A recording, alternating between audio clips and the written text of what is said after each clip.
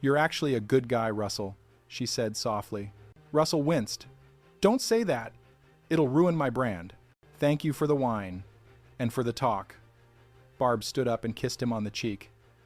"I think I'm going to go call Rick." As she walked out the door, Russell sat alone in his perfectly lit apartment. He had failed to get what he wanted, but for some reason, he didn't feel like a loser. "I'm a dirtbag," he whispered to the empty room. "I'm a total dirtbag. Don't let anyone tell you otherwise." Chapter 12. The 80/20 split. While the drama of Barb and Russell unfolded, Adam and Jennifer were hitting a milestone of their own. They were officially moving the last of Adam's things into Jennifer's apartment. It was no longer her place, it was ours. "I think the 80/20 split on the closet is very fair," Jen said, watching as Adam tried to squeeze his collection of vintage t-shirts into a single drawer. 80/20? Adam asked. "I thought we agreed on 60/40. "That was before I realized how many shoes I actually own," Jen said. "Besides, you're a guy. You only need 3 shirts and a pair of jeans. Everything else is just vanity." "I have feelings, Jen. And my feelings require variety in denim." As they worked, they found a video camera in one of the boxes. "Oh, I forgot I had that," Adam said. "My dad gave it to me. He wanted me to document my valuables." He looked at Jen, a mischievous glint in his eye. "You want to document our valuables?" "Adam, no." "Come on! Lights, camera, sexy action. We're engaged. We're young. We're slightly overweight, but in a charming way." "How gross," Jen laughed. "I did not know you were such a dirty little perv." "Surprise," Adam said, holding the camera up. "We can watch it when we're old and boring. It'll be like a time capsule of our youth." "Fine," Jen said, her curiosity getting the better of her. "But I don't want anyone to know. Not Russell, and definitely not Jeff." "Of course not," Adam promised. "Unless some funny blooper happens and we can send it to that home video show. 10 grand is 10 grand, Jen." They set up the camera, feeling like rebels in their own living room.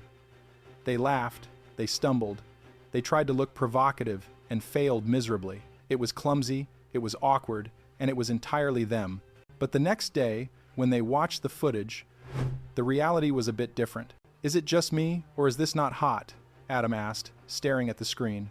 "It's a lot of things," Jen said, covering her eyes. "Hot is not one of them. I'm just laying there like a lox.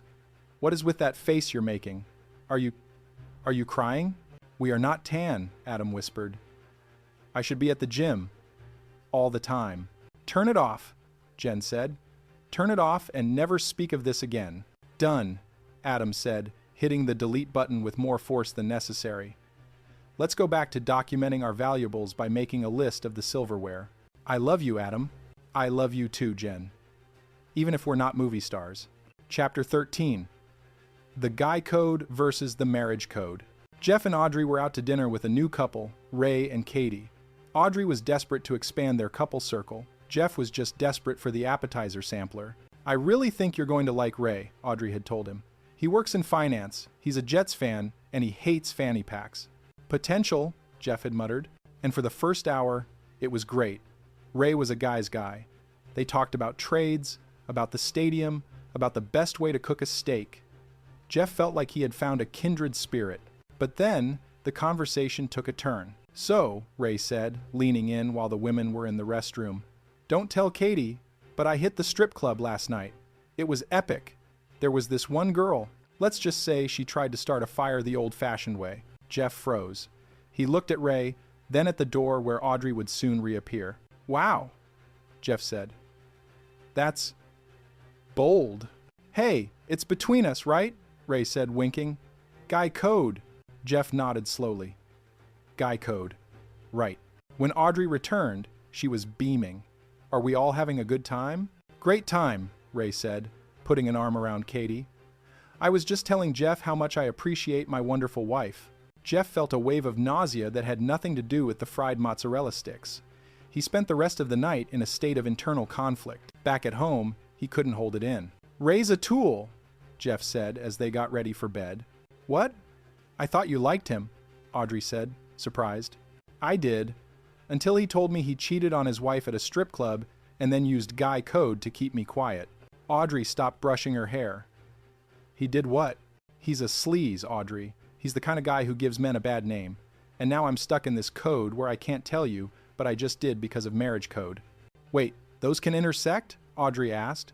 Primarily, the information is covered under guy code, Jeff explained, sounding like a lawyer for a very unethical firm. But marriage code allows for a spillover if the information affects the quality of our social life. Which it does, because I don't want to hang out with a guy who starts fires with strippers.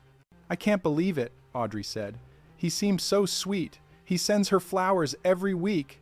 Guilt flowers, Jeff said. If I ever give you flowers, that's when you should worry. I'm glad you told me, Jeff. I had to. But now we have to find a new couple, and I'm telling you, it's not easy. Guys don't make new friends after 30. We just wait for the old ones to die so we can have their seats at the stadium. We'll find someone, Audrey said, pulling him close.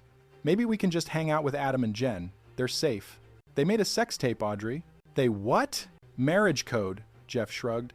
It's a powerful thing. Chapter 14, The Assistant Dilemma. Adam's professional life was about to get a lot more complicated.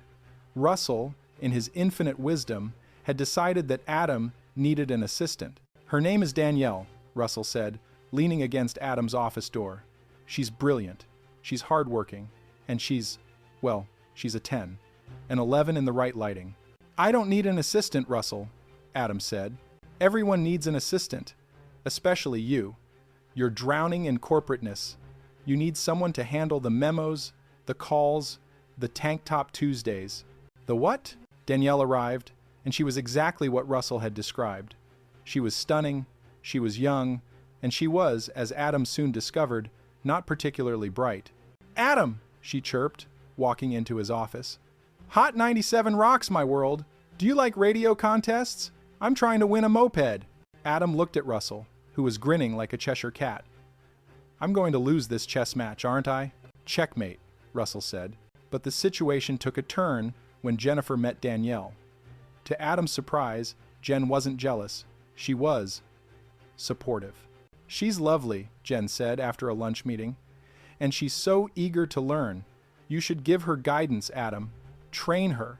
Help her reach her potential. Potential? Adam asked. She thought a PDF was a type of sandwich. Everyone has to start somewhere, Jen insisted. Adam tried. He really tried. He spent hours explaining the filing system, the software, the basic etiquette of an office. But the more time he spent with Danielle, the more comfortable she became. Adam, she shouted one afternoon, look at this picture of my puppy. He's wearing a hat. Don't we have the best job ever? Adam looked at the picture. He looked at the mountain of unfinished work on his desk. He looked at Danielle, who was currently trying to use a stapler as a paperweight. I want to fire her, Adam told Jen that night. Why? Is she not learning? She's learning how to be my friend. She's not learning how to be my assistant. And Russell is loving every minute of it. He's waiting for me to break so he can console her. Well, you can't fire her just because she's nice, Jen said. I'm firing her because I'm failing her, Adam realized. If I keep her here, she'll never learn how to actually do a job. I'm doing her a favor. He did it. He fired her. It was the hardest thing he'd ever done, mostly because Danielle cried and then asked if he wanted to go to a concert with her and her puppy. I'm a monster, Adam said, sitting in his quiet, empty office. You're a manager, Jeff said, appearing in the doorway. Welcome to the real world, kid. It's cold, it's lonely, and you have to do your own filing. Thanks, Jeff. No problem. Now, let's go to the diner. I hear there's a new waitress who doesn't know about your dimples yet. I'm telling Jen. Marriage code, Jeff smirked. I'm counting on it. To be continued.